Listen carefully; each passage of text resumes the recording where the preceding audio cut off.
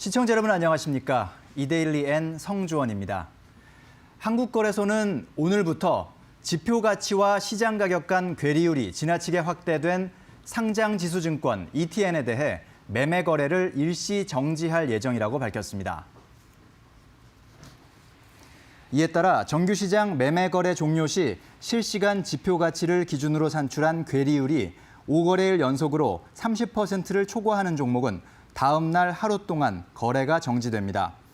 원유 선물 관련 ETN 괴리율이 확대된 것은 최근 국제유가 급락 이후 유가 상승에 베팅하는 매수 수요가 급증하면서 시장 가격이 지표 가치 대비 지나치게 높아진 결과입니다.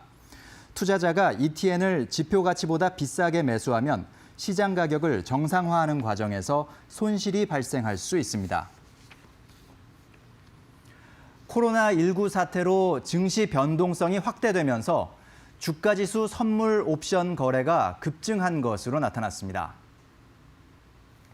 한국은행에 따르면 지난 2월 하루 평균 주가지수 선물 계약 금액은 30조 8,552억 원으로 전월보다 58% 늘었습니다.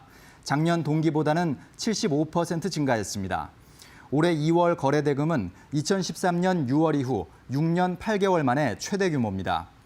주가지수 옵션 거래도 하루 평균 거래 대금이 1조 736억 원으로 전월보다 70% 늘었습니다. 6년 5개월 만에 가장 높은 수치입니다.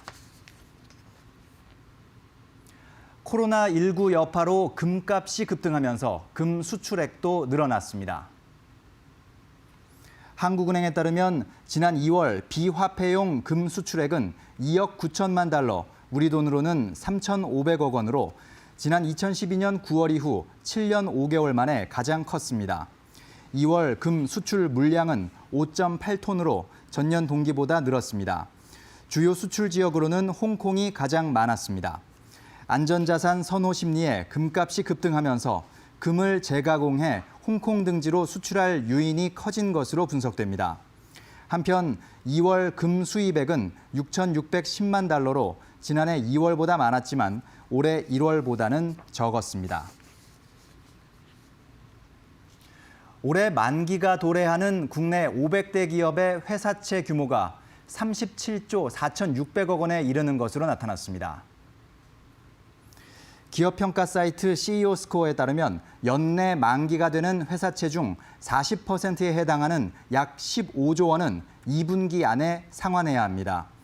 21개 업종 가운데 2분기 만기 도래 회사채 규모가 가장 큰 업종은 공기업으로 3조 5,262억 원으로 집계됐습니다.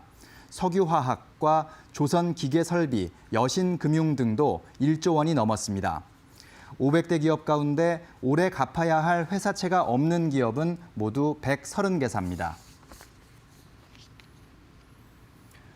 국제신용평가회사 무디스가 KB증권, 한국투자증권, 미래에셋대우, NH투자증권, 삼성증권, 신한금융투자 등 국내 6개 증권사를 신용등급 하향 조정 검토 대상에 올렸습니다.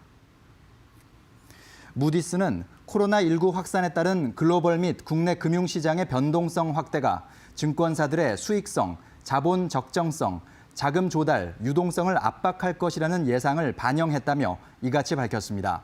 아울러 한국 증권사들은 상당한 규모의 채권과 주식을 보유하고 있고 이는 자산 평가 손실로 이어질 수 있다며 리스크 선호 확대에 따른 해외 자산과 부동산 자산 증가 측면에서도 취약성이 커졌다고 진단했습니다.